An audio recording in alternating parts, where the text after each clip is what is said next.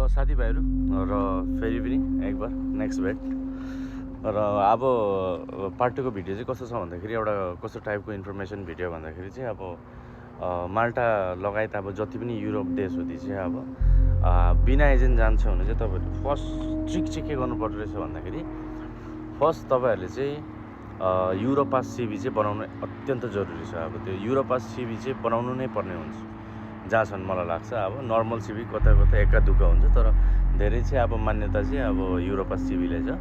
र युरोपास सिभी कसरी बनाउने भन्दाखेरि गुगलमा गएर युरोपास सिभी बनाउने, डाइरेक्ट गुगलमा युरोपास क्रिएट सिभी भनेर त्यसको बादमा फोटो चाहिँ अब यस्तै आफूले नर्मल खिच्यो। नर्मल खिचेपछि चाहिँ तपाईँको अब जेमिनीमा गुगल जेमिनीमा गएर त्यहाँनिर चाहिँ आफ्नो फोटो लगाएर चाहिँ त्यहाँनिर चाहिँ हल्का लेख्नु पऱ्यो अब होइन, white background passport size photo भनेर च्याट जिपिटीले पनि बनाइन्छ। एकदम दामी बनाइन्छ च्याट जिपिटीले झन्। अनि त्यो फोटोज पनि युरोपास सिभीमा एप्लाई गर्ने। अनि त्यो सिभी भनेको धेरै भनेको 10 मिनट जस्तो लाग्छ होला।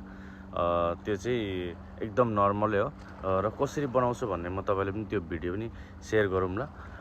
र तपाईँहरूले चाहिँ फर्स्ट काम चाहिँ त्यो गर्नुहोस्, युरोपास सिभी।